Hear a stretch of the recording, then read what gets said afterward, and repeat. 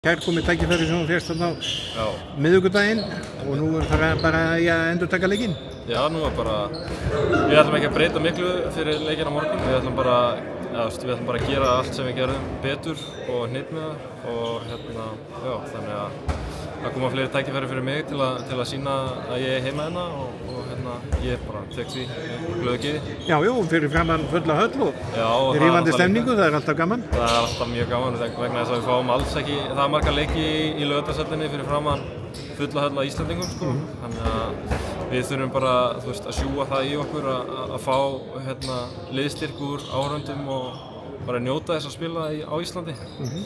Og fyrir leikunum bara farið vel í það, þú bara eldreis og ferðalagið og þetta allt saman bara. Já, sko, ferðalagið í gær var nú helviti langt og styrkt, en við erum ekki að fara að kvarta yfir því og sama með höllina þarna úti, sko. Við eigum að vinna þessa gæja bara á tánum á grasvelli, sko. Það á ekki að skipta okkur neinu máli. Svo lengi sem við spilum undir sömu reglum þá á þetta bara að vera, fókusum við bara á leikinn.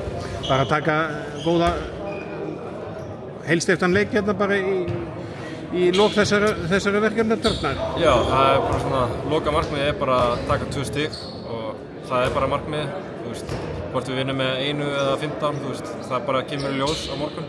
Auðvitað viljum við vinna með 15 en það er ekkert gefið í þessu og hvernig þeir mæta til leiks, það verður bara að sýna sig hvernig við bregðast við og svona. Svo auðvitað erum við, margir sem að stíga inn í nýtt hlutverk, það er ekki margir landsleikir á bakvið suma leikmenn, þannig að við erum að spila okkur saman á sama tíma og að reyna að vinna leiki, sko. Já, það er svona tvöföld krafa, það er bæði að vinna leiki og gera það vel og sýna svo sannast.